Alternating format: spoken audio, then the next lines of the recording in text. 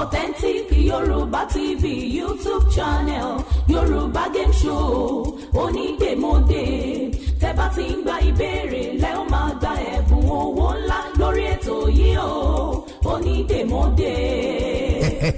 Adéoyè Abẹ́fẹ́ Awikonko gbákúngbákọ̀ wẹ́rẹ́wẹ́rẹ́ èdè bàbá èdè ètò tuntun tó gbé jáde lélẹ́yìí o onídèmọdè ẹgbọ́ ta ni ó dáhùn ìbéèrè Awikonko lórí ètò onídèmọdè kó gbowó ńlá 500,000 naira Yorùbá Game Show ní nípele jìpele lédè Yorùbá pọ́nbélé àṣà àti ṣe òwe àtàṣàyàn ọ̀rọ̀ ìbéèrè ó ti máa jáde lọ́lọ́kan òjọ̀kan gbogbo ọmọ Yorùbá àtàtà káàkiri àgbáyé ó yá kájọ máa kẹ́kọ̀ọ́ kájọ máa kọ́ gbọ́nmọ́gbọ́n lórí ètò tí Awikonko gbé kalẹ̀ yìí lórí YouTube onídèmọdè Authentic Yorùbá TV lẹ́ ó ti máa rí wo Awikonko lónídèmọdè ta ló ní túmọ̀ tó tí ó dáhùn ìbéèrè gbowó ńlá ìpàdé lórí ètò onídèmọdè kájọ máa fojú lóúnjẹ ayọ̀ jẹ lórí YouTube channel Authentic Yorùbá TV láti gbàdégbà. ẹ jẹ́ kí ra wa káàbọ̀ sínú ọdún tuntun Àkàndá Awikonko náà ló kọ́ mi onílọ́jọ́ kẹrin bí n ò bá sí mú ọjọ́ kẹrin oṣù kínní ọdún 2025 ọpẹ́ ìyìn ògo forúkọ Ọlọ́run lókè ọ̀run ọba tó já dámọ̀ràn sọ́wọ́ rẹ̀ wípé lágbára Ọlọ́run àjọrí ọdún tuntun atúnláǹfààní láti rí ọdún tuntun ògo ní forúkọ Ọlọ́run o Àkàndá Awikonko ló kọ́ mi àjàwó àrùn ní mi Awikonko aṣọ olùjọ ọlọ́rọ̀ bọ́lọ́rọ̀ bá gbọ́ kí bàbá ńlá bàbá Ọlọ́run ṣe pápápá mo fẹ́ ṣe léyìí kí ni tí mo fẹ́ sọ mo fẹ́ sáré sọ̀rọ̀ nípa ṣèkẹ́tẹ́sẹ̀ rí ẹ wèrè olórin wèrè onígbó ọmọ àlè Portable náà ọ̀pọ̀lọpọ̀ ìṣẹ̀lẹ̀ ló ti ṣẹlẹ̀ lórí ọ̀rọ̀ Portable ìbéèrè mọ́ ọkọ̀ fẹ́ fi bẹ̀rẹ̀ àkọ́kọ́ òun ni wípé ẹ dákun ṣé Portable lóbi ni ṣé kò níyà láyé ṣé kò ní bàbá láyé mọ́ ṣé Portable ọ̀lẹ́bí ni kí ni tí ń sàwọn ẹbí ẹ̀ ǹjẹ́ wọ́n pe Portable jókòó rí bá sọ̀rọ̀ ilé ayé pàrọwà ilé ayé fún ṣàlàyé bí ilé ayé ṣe rí fún ṣé wọ́n ṣàlàyé fún pé ìgbà ò lọ bí òréré pé ayé ọ̀tọ̀ lọ bí ọ̀pá àbọn ǹjẹ́ wọ́n ń gba Portable níyànjú nípa bá a ṣe gbélé ayé ṣé wọ́n mọ tí Portable nílò ṣé wọ́n gbìyànjú àti pèsè tí Portable nílò fún because tọmọ míì bá ń ṣe wérewére àwọn ìyẹ́ ó gbìyànjú wọn láwọn bá tẹsẹ̀ lébọ̀ àwọn fọ̀rọ̀ rẹ̀ wẹ́lọ̀ àwọn gba àwọn èèyàn tó máa kánsẹ̀lẹ̀ àti bẹ́ẹ̀ bẹ́ẹ̀ lọ tábàwò dáadáa lóòótọ́ eegun Portable ti gbẹ ó ṣòro kán ó ṣòro ká bẹ́bá ní kẹ́ẹ̀ká ó máa kán ni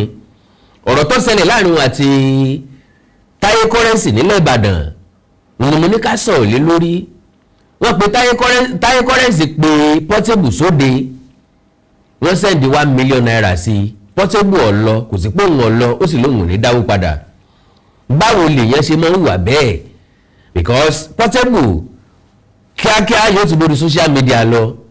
now àwọn fídíò yìí wá fi ọ̀pọ̀lọpọ̀ àwọn nǹkan hàn mí lórí ọ̀rọ̀ Portable ó jẹ́ kí n mọ real person tí Portable jẹ́ mo wá ń béèrè lọ́wọ́ ara mi wípé how long can this last bóò ni kíní yóò ṣe pẹ́ tó kí ni mò ń sọ nípa rẹ̀ ni pé Portable máa ń ṣàwọn fídíò wọ̀nyí láti kàn rúùlù social media kí wọ́n kàn máa sọ̀rọ̀ nípa ẹ̀ lásán ọ̀pọ̀lọpọ̀ àwọn fídíò tó ń ṣe ni kò nítumọ̀ ló jẹ́ wípé kò ní ìdí kò nílò láti ṣe olóòwò lọ sí kọ́nsáàtì tí wọ́n pè sí nìbàdàn torí pé wọ́n tán sọ fún kéré ànígẹ́ torí pé wọ́n wò wípé wọ́n plan láti mú òun ni àwọn management tó organize concert wọ́n láwọn ọ̀mọ̀ọ́mọ̀ jẹ́ kó perform látàrí wípé àwọn gbọ́ rùrùrùn fèrèfèrè wípé àwọn kan fẹ́ wá attack ẹ̀ àwọn ní commissioner of police àwọn ti arrange security maximum security ló wà bọ́tí bá táwọn tó ń gbọ́pọ̀ àwọn kan tó ń ṣe ń bínú ẹ̀ lórí ọ̀rọ̀ POP tó sọ nípa Ìbàdàn ńlá fi wá wo wípé ẹ má jẹ́ kó ọgbẹ́ni kó play kí nǹkan kan má bàa ṣẹlẹ̀ sí kí wọ́n sọ pé òde wa lọ́wọ́ tí nǹkan fi ṣẹlẹ̀ sí láwọn fi sọ pé kó má play wọ́n dandan lórí social media wípé owó tó ń sọ fún ló kéré now àwọn ibi tó bí mi ní bẹ̀rẹ̀ o ni pé àkọ́kọ́ Portable láṣìírí ẹ bá fàṣírí sọ́wọ́ Portable ẹranko ló gangan bí ìgbà tí ẹ fàṣírí sọ́wọ́ ẹranko ni Portable yàtọ̀ sí ọ̀bọ Yorùbá lóore tá a ṣe fájá ó lè gbé èyí tá a ṣe fágbọ̀n ìmọ̀ ń gbòdànù wọ́n lóore tá a ṣe fálìmọ̀ ń jèrè Ọlọ́run ní sanni lẹ́san rẹ̀ kéèyàn fi Portable wí àlìmọ̀ ń jèrè whatever tó bá ṣe fún Portable má expect ẹ̀san lọ́dọ̀ rẹ̀ tàbí àárọ̀ orí lọ́dọ̀ rẹ̀ ànígẹ́ Yorùbá tún ní orí tá a ṣe fàdìẹ ògbé adìẹ orí tá a ṣe fún ògbé di lílò nípa orí tá a ṣe fàdìẹ bá ṣe ń fún lágbàdo tá à ń fún lọ́kà bàbà tá à ń fún léèrí jẹ tá a jẹ ráìsì kùtà fún tá a jẹ wà kùtà fún tá a jẹ kùtà fún kò gbé ìdí tí ò fi gbé ni pé kò sọ́nà tí ọ̀rọ̀ wá lọ́rùn bádìẹ bá dàgbà lè kó ta àfowó ìraṣọ àfowó ìrànjẹ àfowó ìra nǹkan àfowó ìsanwó iléèwé ọmọ bádìẹ ọ̀bá wá dàgbà kákóta a lè pàjẹ fúnra wa bádìẹ bá kú fúnra rẹ̀ ọbẹ̀ náà tó ní àní sọ́nù irrespective tó wù kó padìẹ egbò ti padìẹ a máa tó jẹ ni so ní Yorùbá fi sọ pé orí tá a ṣe fàdìẹ ò gbé bọ́dún bá dún a máa kán mi toro sí ni lẹ́nu tàbí sọ́mọ ẹni lẹ́nu ó wá parí ẹ̀ pé ọ̀bọ nìkan ni olóore lára bọ́pẹ́nu léjù bẹ́ẹ̀ lọ bí ò bá fani lásọya yóò fọmọ ẹni lásọya ìwọ fọ́rọ̀ bọ́ lọ́gẹ̀dẹ̀ ní ìsìn inú fún lọ́gẹ̀dẹ̀ o wá ra nǹkan ní ìsínú pépà kó o fún kó rí pé òfo ni yóò tó lé ọ lóko tàbí kó wá wà ó lè kan náà irú èèyàn bẹ́ẹ̀ ipò ẹ̀ ní Portable wà láàrin ìṣẹ̀dá èèyàn ẹ fojú lówó ìpìlẹ̀ Portable láti ìgbà tó ti jáde síta tó ní Ọlámídé ló hẹ̀pọ̀ ló dùn jáde láìpẹ́ láì jìnà ló ti bú Ọlámídé láì tí èrè jìnà ló ti bú pòmótà ẹ̀ kò bá gidi wọ́n fẹ́ rí bù mí ní o àwọn olórí burúkú fẹ́ rí bù mí ní iye kan náà fún iye kan náà gbà lọ́wọ́ òun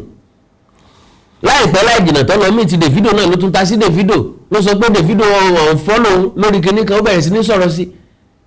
láìpẹ́ láì jìnà ó ti bú gbogbo àwọn tí wọ́n support pátápátá anybody tó bá ti support Portable padà yà wọ́n lásọ eléyìí ló wá mú ìṣẹ̀lẹ̀ ilé ìtọ́sẹ̀lẹ̀ yìí wá wípé ká ní Portable jẹ́ èèyàn kan tó ní ọpọlọ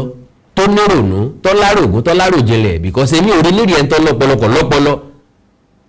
ìdí tí òfin lọ́pọlọ ni pé ọ̀rọ̀ rẹ̀ ò ní gauge kò ní limit kò ní pẹ̀kú rárá tó bá ti ya ẹnu báyìí ó ń sọ̀rọ̀ ló ti ẹni yẹn kò mọ̀ tá a sọ kò mọ̀ tá a gbọ́dọ̀ sọ kò mọ̀ tó yẹ ká sọ kò mọ̀ tí ò yẹ ká sọ kò mọ̀ tí èèyàn wí kò mọ̀ tí ò yẹ kéèyàn wí kò mọ̀ tí ò yẹ kéèyàn wí yóò kàn mọ́ sáà wọ́n gbogbo ẹ̀ mọ́ra wọn ni very very unfortunate ìyẹn ló wàá mú béèrè mi wá wípé ẹ dákun ṣé Portable o ṣé kò ní alámọ̀ràn ni bí èèyàn bá lámọ̀ràn ọ̀tọ̀ kéèyàn mọ̀ lálámọ̀ràn gidi ọ̀tọ̀ ìyẹn lè lálámọ̀ràn kó mọ̀ fún yàn lá advice kó mọ̀ já advice gidi but àwọn èèyàn tó súnmọ́ Portable tó súnmọ́ lu Portable nísìnyí irú àwọn onírà àwọn oní èèyàn bí ìgbéni kò ní sí yàtọ̀ láàrin wọn because wèrè ní mú wèrè lóde ìyá ń tagbó bàbá mo ti yọ ọmọ ń dìjà lẹ̀ wèrè mú wèrè lóde gbogbo wọn so ẹ wá rí i pé gbogbo nǹkan tó bá ṣẹlẹ̀ ń gbèsè ayé Portable pátá ló máa post àwọn ilé tí máa ń ròyìn nù ni pé kó máa pera ẹ̀ ní superstar ó wà very very annoying kò mọ nǹkan kò mọ yàtọ̀ láàrin superstar àti star kò mọ yàtọ̀ láàrin star àti public figure kò mọ yàtọ̀ láàrin àti kí ló ń kọ́ ẹ̀ kí náà máa ń pa àwọn tó ń gbajúmọ̀ yìí jàre àwọn celebrity tó ń pè celebrity Portable is a star not superstar bóyá kò mọ̀ kọ́ lọ mọ̀ wọn àti ní sọ̀rọ̀ kan délé ẹ̀ sọ pé superstar ló now kí n mọ́ sọ̀rọ̀ jù fídíò ló pọ̀ tí mo fẹ́ play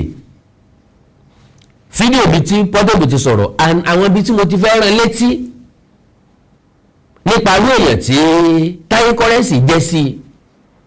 ìṣẹ̀lẹ̀ tó ṣẹlẹ̀ in tó ṣe sọ́yẹ kó ṣerú ẹ̀ fún Táyé Currency because ẹni ọba jẹ lábẹ́ lágbájá ní ìpè lánìmọ̀ṣàhùn now ẹjẹ́ àkọ́kọ́ wo fídíò eléyìí ẹgbọ́n nǹkan tí Portable sọ ń bẹ̀. mo gbọ́ pé pẹ́sẹ̀tì mi ọ̀pù ẹnu pọ̀ kàkàkà mẹ́nìyàn lálẹ́ máa mú ẹnu yín pọ̀ rẹ bá tún wá rí wa ẹ máa rẹ́rìn ni ẹ máa dáwó ẹ wàá mọ̀kàn tó ṣẹlẹ̀ ó rẹ́mi ara mi ò yá number 1 ṣùgbọ́n pé ṣíkí ṣe jì lọ́tẹ̀ ìwà tí máníjà mi tí mo máa padà observe àṣé owó tá a wá gbà ó wọlé ó pọ̀ owó tó wọlé pọ̀ tó gba tí máa padà discover pé owó tọ́tẹ̀ àṣé ṣíkí ṣe jì eyín kan lọ́tẹ̀ kí lè yín kan yín kan ra kílíṣì ẹ jẹ́ àwọn káwọn ọmọ ta fẹ́ wá báyìí síbí sí pọ̀ jù láàrin wọn àjẹgbíjẹ̀ karahun pipu ṣé káwọn àwọn èèyàn kọ́ máa lù mí kọ́ wá pa mí bá ṣe pa Jésù ṣó dáa kọ́ so mímọ́ lẹ̀ kọ́lẹ́mì ló kò pa bá ṣe pa Jésù àwọn fáǹsì Jésù náà lọ pa o ẹ wò ó fẹ́ tọ́ mi lọ pa omi ò yá lọ wọ́n fún mi ní sí kí n ṣe ìdí owó tí ó lè ra kílísì wọ́n ní kí wá fi fèsì ogun owó tí ò kó ra kàná mi Canadian loud ti máa ń fà yẹn mẹ́mẹ́ ra golo mẹ́ta. ṣé bá gbọ́ excuse possible ń bẹ̀ o ní wọ́n fẹ́ tàn òun wá ni ta ló fẹ́ tàn wá wọ́n fẹ́ ṣe concert wọ́n invite ẹ o ní wọ́n fẹ́ tẹ̀ ẹ́ wá ok ìgbà tó mọ̀ pé wọ́n fẹ́ tẹ̀ ẹ́ wá wọ́n send owó sí ẹ ó dẹ̀ gbà ok o fẹ́ bá Táyé Currency sọ̀rọ̀ o ní kí manager máa bá Táyé Currency sọ̀rọ̀ ó wà very very annoying who are you who is Táyé Currency wọ́n máa ń sọ̀rọ̀ nípa olórin sóò tó Táyé Currency ni o tó sọ wípé followers ẹ ò tó ti Táyé Currency àwọn fans Táyé Currency ò tó ti abúlé o láwọn tó ń follow ò tó ó ju ti Táyé Currency lọ o láwọn àwọn fans ẹ wọ́n ju ti Táyé Currency lọ even gan nìbàdàn that was an insult gbogbo àwọn nǹkan wọ̀nyí kò yẹ kó máa jáde lẹ́nu ẹni tó pèrè ní superstar àwọn superstar ò kì í sọ̀rọ̀ mo rẹ̀ ríbi tó ti gbọ́ tí Wizkid ti sọ̀rọ̀ ṣàkàṣàkà rí I can't pick just one place tí Wizkid ti sọ̀rọ̀ anyhow the guy doesn't talk tí Wizkid bá lọ síbì kan kó tó lè sọ gbólóhùn méjì àjọrò àwàdà a jẹ́ pé wọ́n dẹ̀rẹ̀ pa lẹ́yìn òyìn ó ti tán ó ti ṣe tiẹ̀ nìyẹn ó ń lọ tiẹ̀ nìyẹn he doesn't talk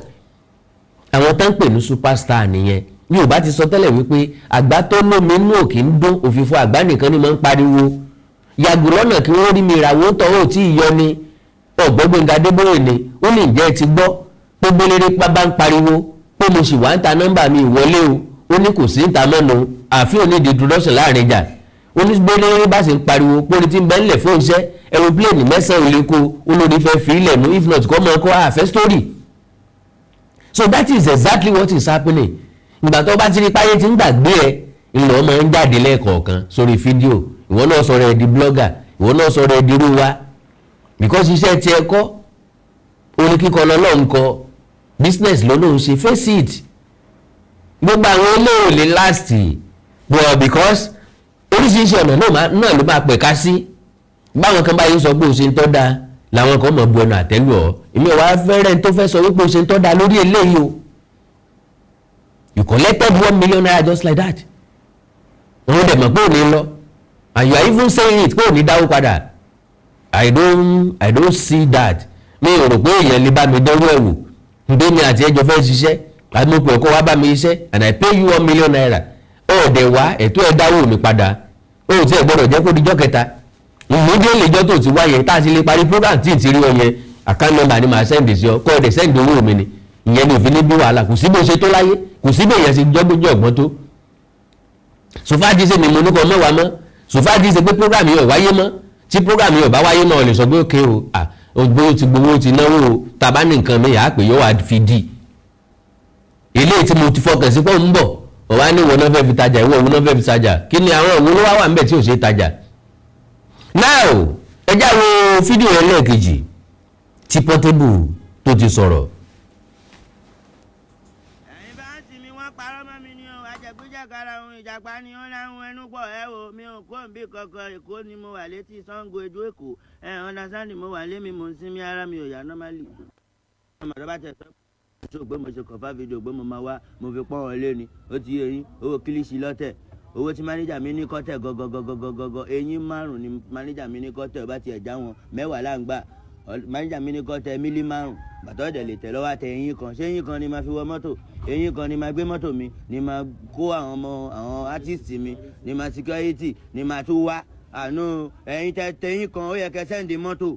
tó máa fi wá gbé mi you suppose send security you suppose arrange with my management it's all about the eyín kan kò lè ra kílíṣì eyín kan tẹ̀tẹ̀ yẹn kò lè ra kílíṣì jẹ́ níbi tí wọ́n bá ti nífẹ̀ẹ́ mi lèmi máa ń lọ I'm a God sent ibi tó bá ti nífẹ̀ẹ́ mi ni máa ń lọ ibi tó bá ti ní ẹ̀ láìkì mi ní wá bẹ̀ ẹ̀ náà láìkì mi kò. welcome back náà yín náà gbọ́dọ̀ burúkú lẹ́nu ẹyẹ ẹ̀yin fáǹsì ni wọ́n parọ́ mọ́ mi ní òwúrọ̀ kí náà pamọ́ ọ ṣé rọ́ ni wọ́n pamọ́ pé wọ́n invite ẹ ṣé rọ́ ni wọ́n pamọ́ pé wọ́n san 1 million naira fún ẹ báwo ló ṣe ń sọ̀rọ̀ gan-an ẹ dẹ̀ sọ pé lè fẹ́ kó pẹ̀lú obìnrin kò lè kó pẹ̀lú obìnrin náà ó kò ní wà tán fi bóbìnrin gbé náà ó gbogbo ẹ̀ jùà gbogbo ẹ̀ hàn. So is this a man? Now olówó tí wọ́n sẹ́ndì sóhun kò ra kílíṣì so ṣé lóòótọ́ ni pé èyí ọmọ jẹ kílíṣì 1 million naira 1 million naira lẹ́ẹ̀fì jẹ kílíṣì ayé ti dá adé nù fa 1 million naira fún mi èmi ò ní fi jẹ kílíṣì èmi ò fi jẹ kílíṣì nǹkan rere ni ayé ti bàjẹ́ ayé ti dojú kejì now ó ní 10 million naira ló mọ̀ ń gbà ó possible ìyẹn ò nira torí pé wọ́n wá jó lóore wọ́n rí wọn gẹ́gẹ́ bí olóore àwọn nǹkan tí mo ń bọ́ approve wà ń bẹ dáadáa o mo láwọn fídíò méjì o láti wá play o nípa bó ṣe yẹ kó respect TAYE currency torí pé TAYE currency náà wà nínú àwọn tó fi ṣàtẹ̀gùn gbà tó ń dìde bọ̀ honestly now wà ní torí pé wọ́n jó lóore wọ́n á sọ pé kan send kí gbé kan san 5 million naira wọ́n wá tẹ iye kan that is 1 million naira tí ni wọ́n fi káwọn boys lòun fi ṣe kinní kan kí ló dé táwọn èèyàn kì í lè fara da nǹkan fún ẹlòmíì wọn kì í lè fara rọ nǹkan fẹ́lòmíì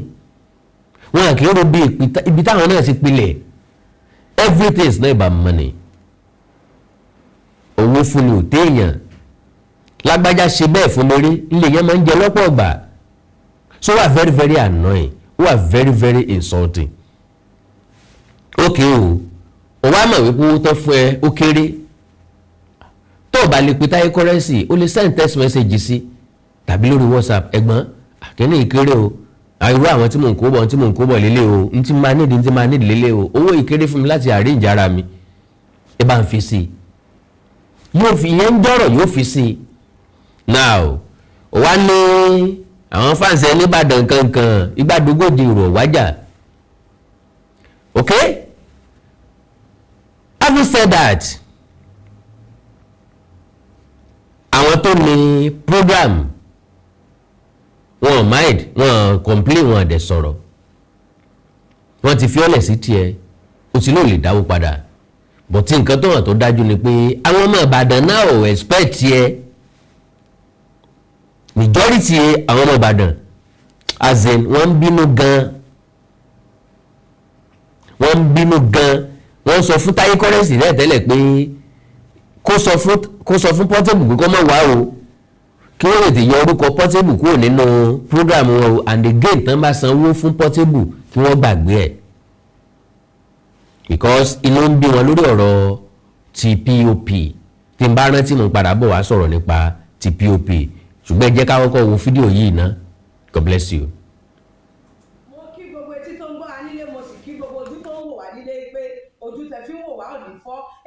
fi ń gbọ́ wa ò ní di orúkọ tèmi ni Godwin tí gbogbo ẹ̀yin èèyàn mọ̀ sí ìyá Ìjẹ̀bú gẹ́gẹ́ bí ẹ ṣe mọ̀ ní ìṣe wa wípé ìlera yín òun ló jẹ wá lógún a tún ti dé bí a ṣe ń dé o gbogbo ẹ̀yin tí ẹ ní ìṣòro tó jẹ́ pé ọkùnrin tó dàbí obìnrin nínú ilé ọkùnrin tí ò lè ṣojúṣe pẹ̀lú ìyàwó ẹ kàn sí iléeṣẹ́ Godwin ẹ̀yin tó jẹ́ pé pépà lẹ máa kà lálálẹ́ ẹ máa kà pépà mọ́ ẹ kàn sí wa a ní pákéjì oríṣiríṣi fún yín a ní 3-in-1 a ní 2-in-1 fẹ́yìn ọkùnrin tó lè jẹ́ kẹ́ tó máa jẹ́ kẹ́ ṣe bó ṣe yẹ kẹ́ ṣe bákan náà ni ìṣòro tí a ń pè ní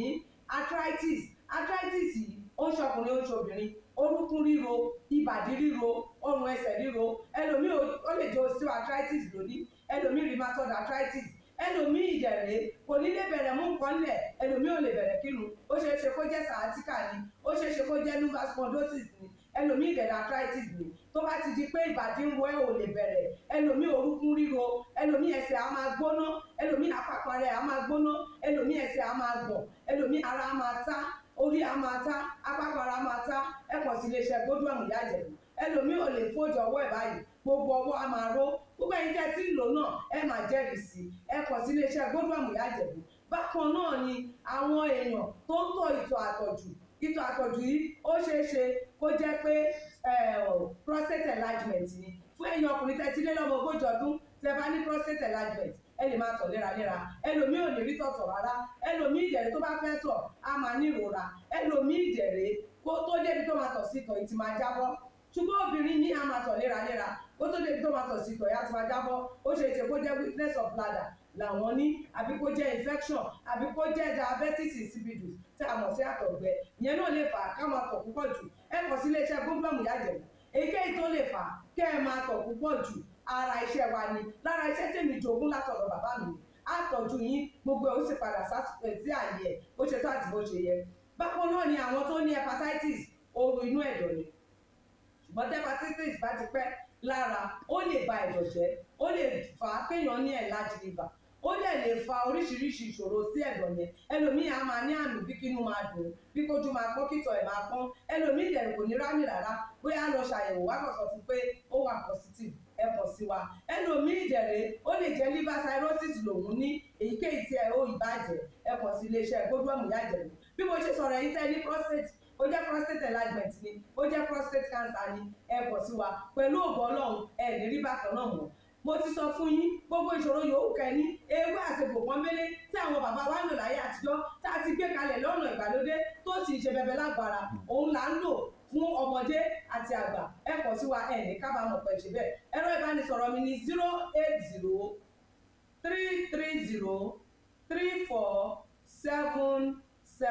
08033034777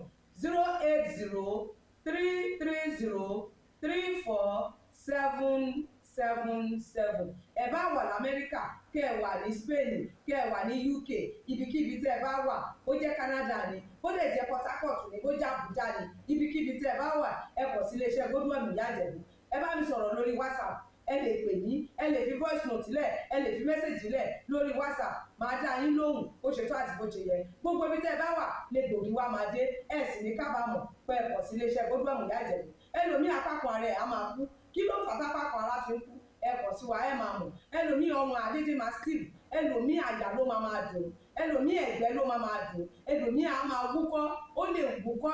kókó ti wà lẹ́nu ẹ̀ tipẹ́tipẹ́ tí ò sì ní lọ. Ẹlòmíì ìdẹ̀rẹ̀ ó máa ní ìṣòro àti breathe in oxygen, breathe out carbon dioxide, á wá máa ní ìṣòro, á máa ní kàtà gbogbo ìgbà. Kí ló ń fà? Ó ṣeéṣe kó jẹ́ asthma ni, ó ṣeéṣe kó jẹ́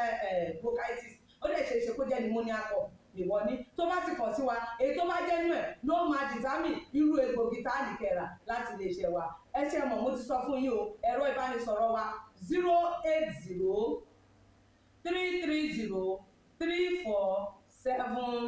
08033034777. Iléeṣẹ́ Godwin last bus stop yín ni pẹ̀lú agbára Ọlọ́run. Remember, if it is not Godwin, it can never be. Okay, wàá lo fídíò. I used to tell you, health is something to be treasured. Ire o. Ọlọ́run ẹni ò lẹ́yìn Ọlọ́run, Ọlọ́run ló kú kò gbá gidi,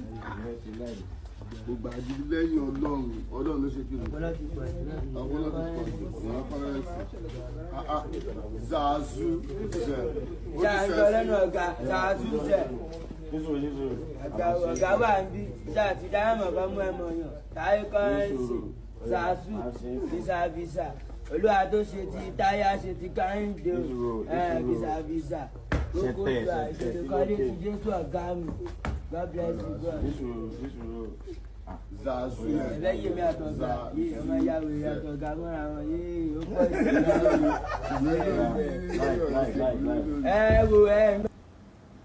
Ẹ wá béèrè lọ́wọ́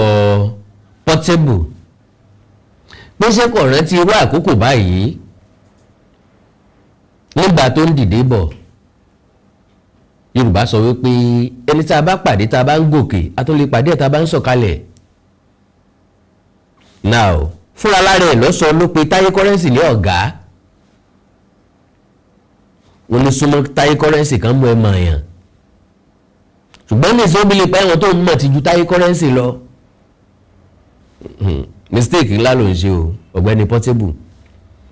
Ó lè rí èèyàn gidi bọ́ sòótọ́ ọ̀rọ̀ bọ̀tà wa máa bẹ́ ẹ sọ. Kò sí nǹkan tó lọ títí. Bó ti wù kéèyàn jáde lórí social media tó kọ̀ lọ títí náà ni. Tásìkò bá tó tọ́lọ sọ wípé kì í ṣèwọ́ mọ́ kò ní jẹ́wọ́ mọ́ o. Ọ̀pọ̀lọpọ̀ àwọn olórin ló ti wá síwájú ẹ̀ tá à gbọ́ wọn mọ́. Àwọn náà popular ń gba tiẹ̀. èyí bó lè lórí maintain yahoo ṣe gbà tó rí ẹ débi ẹni pé kò ní sí mi mọ́ ni dìbànjì ń kọ́ bí ẹni pé kò ní sí mi mọ́ ni Tony Tẹ̀túlà àwọn P-Square oríṣiríṣi olórin ló ti wá tán sí popular wẹ́rẹ́wẹ́rẹ́wẹ́rẹ́ ayédè ń gbàgbé wọn lóòótọ́ wọ́n ti ní legacy tí ò lè parẹ́ wọ́n ti láwọn nǹkan tí ò lè parẹ́ ńlẹ̀ wọ́n ti achieve tó yẹ kán achieve ń bẹ̀ wọn ò fún wọn jó gẹ̀lẹ̀dẹ́ wèrè olórin kan ti wà sẹ́yìn kó tó kàn ọ́ oríṣiríṣi àwọn olórin ló ti wà sẹ́yìn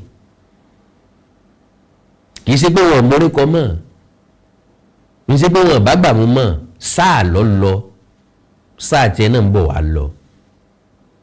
What do we remember you for?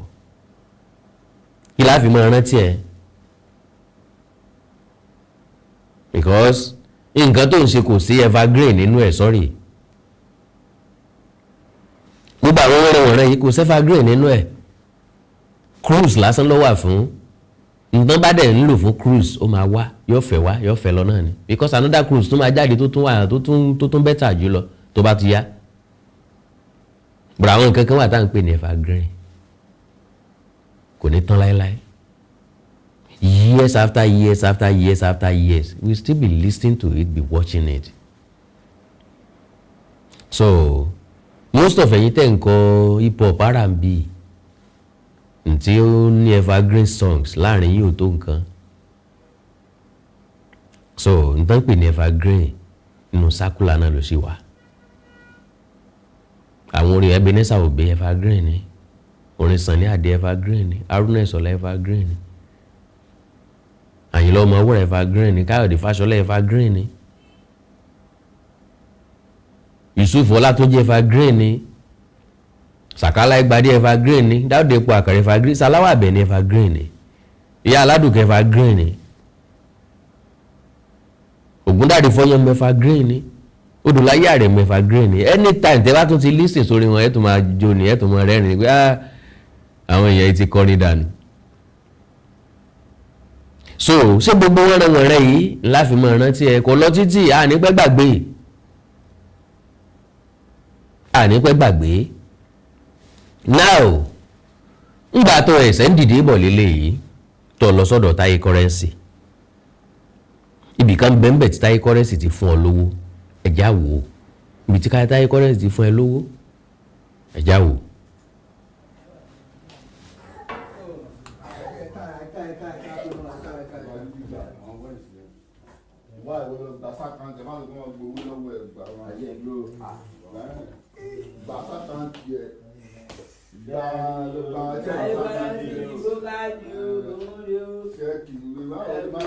Àlàyé ọtí bókáàdì o gbogbo ayé wo àwọn olówó lọ́pẹ́ ìkọlù o Táyé Currency ti bó òun rè o òun rè o ní lọ gbà fara mi káàsì lọ ní lọ gbà ní báńkì o àwọn èèyàn kò gba gidi tara sọ́dá fòmọ́tà Táyé Currency ọtí bókáàdì o sàtú bisàbisà ṣẹ̀ka tó ṣẹlẹ̀ nílùú àwòsù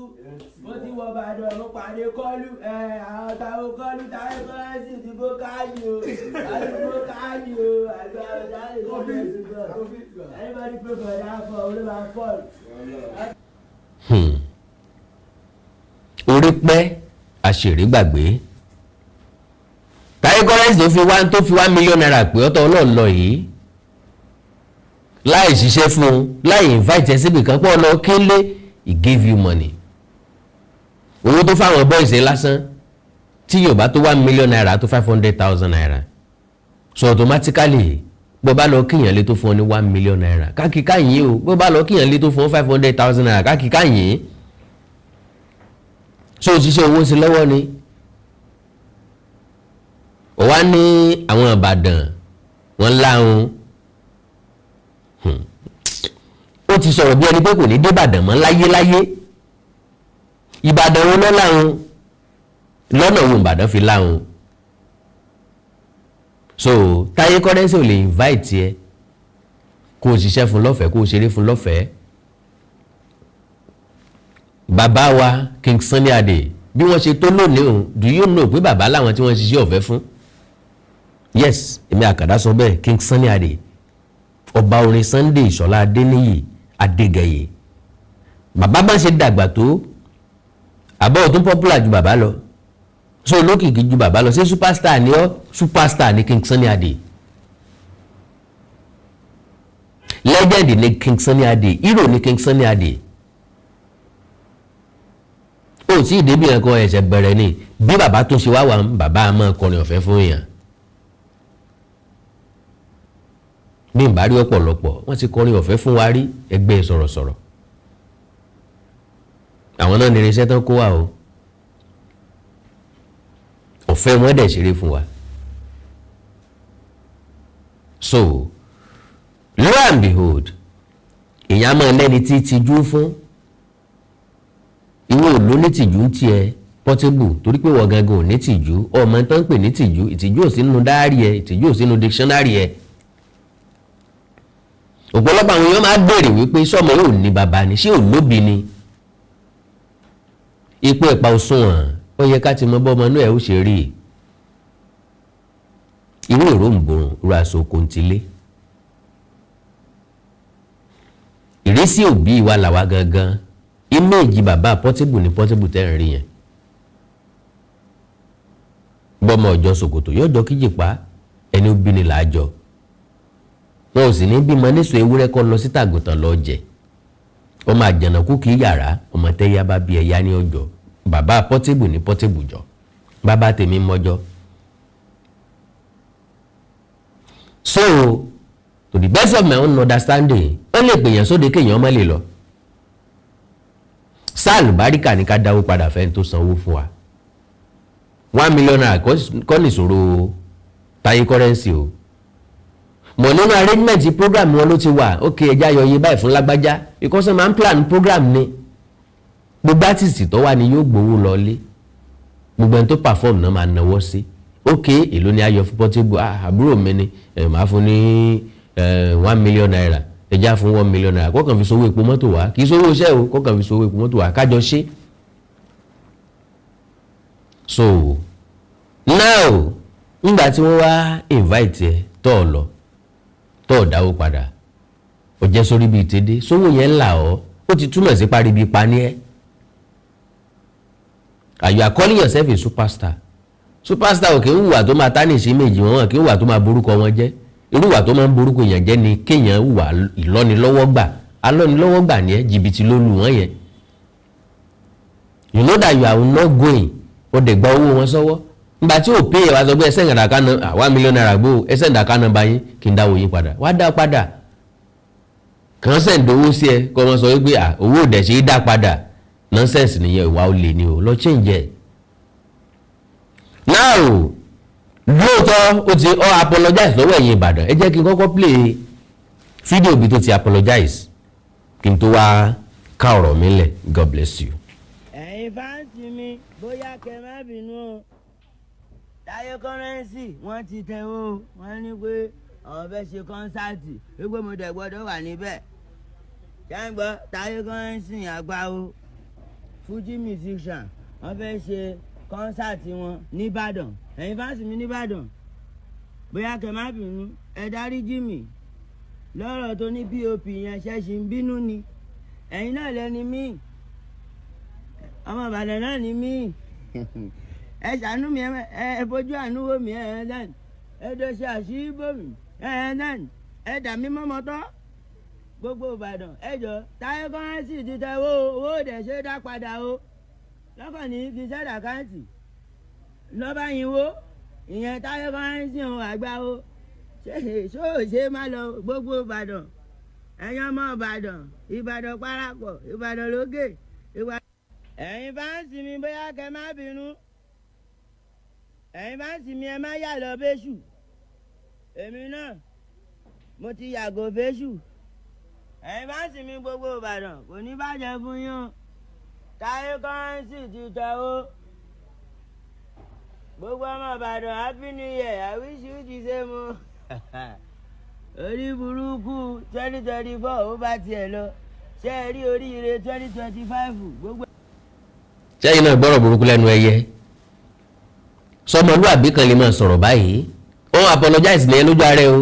ẹ̀yin fáǹsì mi bóyá kẹ́ má bínú o Táyé Currency àgbà olórin wọ́n fẹ́ ṣe concert nìbàdàn wọ́n ti pè wọ́n ti tẹ̀wó owó òdẹ̀ ṣe dá padà wọ́n sì máa tẹ̀wó tó wò ní ṣe tẹ̀ padà kí ló dé. ok ẹ̀yin ọmọ ìlú Ìbàdàn ẹ̀yin ọmọ Ìbàdàn wọ́n lẹ́yìn náà ń bínú nítorí POP ẹ̀ńtà abáyé tí bá ń bínú torí POP ń tọ́ òní làákàyè ń tọ́ ọlọ́pọlọ ń tọ́ yìí ṣe èèyàn sẹ́ranko ṣe nìyẹn ló ń tọ̀ náà because kò ní ìtumọ̀ rárá ẹ̀sẹ̀ POP wà ń bàdàn ni ọ̀rọ̀ ọ̀nù lásán ni èèyàn lè búyàwó èèyàn bẹ́ẹ̀ èèyàn lè bú ọkọ èèyàn bẹ́ẹ̀ ìlú yín èwo ìlú yín tó yẹ pa ahéré tó wà ń bẹ̀ lé mọ́tò mẹ́ta èèyàn lè fi yàn sí ẹ̀yẹ bẹ́ẹ̀ ẹlòmíì lè wo ilé Ifẹ̀ tòṣòṣò kó sọ pé ilé mélòó ló wà nífẹ̀ ọ̀rẹ́ mi kan ti tẹ̀lé mi wá lérí tó ní ìlú yín tó jẹ́ pé òun lè dijú kó mọ́wọ́ tó wù sí tó fi sọdá títí onímọ́tò mélòó ní kọjá ń bẹ̀ àfirẹ́rìn ni ìgbà tó bá sọ bẹ́ẹ̀ ní POP that means ìyà gan ń jẹ ẹ̀yin gangan náà ò ní POP ṣùgbọ́n yẹ kẹ́ẹ̀kan fi rẹ́rìn ni pé àbúrò ilé ìdàrú ni POP ìbò ọmọ kéékèèké ń kọ́ ni wọ́n ṣe POP sí Ìbàdàn àwọn ilé àtijọ́ nìkan ni ò ní POP Ìbàdàn gbogbo ilé tó ń kọ́ ní ìsìn ilé POP ló pọ̀ jù ń bẹ̀ so ṣé yẹ wá yẹ kó nítumọ̀ sí àwọn tí ó dẹ̀ mọ́ bínú náà làwọn tí lè wọn ò ní POP àwọn làárọ̀ ọmọ kan jù ìsá àwọn tó kọ́lé tó ní POP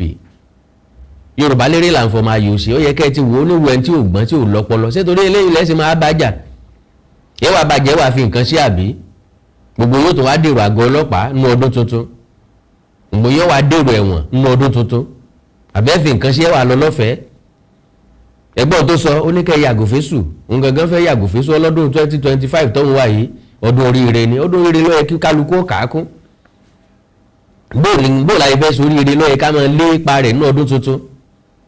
bá a sì fẹ́ lánìmọ́ owó ta fẹ́ lánìmọ́ ọrọ̀ ta fẹ́ wà ní àlàáfíà ẹni tí bá ń jà ò lè lálàáfíà o mo wá fẹ́ báyàn jà tó bá jẹ́ pọ́wọ́ ẹ̀sẹ̀ kan péré lọ́ba àwọn náà ojú ẹ̀ lè yíbò tó bá lọ ṣèyàn amúra wọn kan lánàá gúnra wọn ń gò I was like sáwọn ilé ìnírònú báyìí nínú ọdún tuntun ẹ̀tọ́ oúnjẹ tó ń gúnra yín ń gò ọ̀rẹ́ ń jà wọ́n ń gúnra wọn ń gò bí fún bá jáde lẹ́gbẹ̀ẹ́ tó bá gbábẹ́ kú ìwọ náà ó dèrò ẹ̀wọ̀n ẹ pàdánù ara yín ẹni tó kú ti lọ ẹni tó wà lẹ́wọ̀n ti pàdánù ẹ̀ náà ẹ̀yin méjèèjì lẹ́jọ́ pàdánù so a gbọ́dọ̀ take it easy nínú ọdún tuntun ká wá àlàáfíà nínú ọdún tuntun ká wá ire Jerusalem nínú ọdún tuntun àkọ́kọ́ wá ire ilẹ̀ Yorùbá wá àlàáfíà ilẹ̀ Yorùbá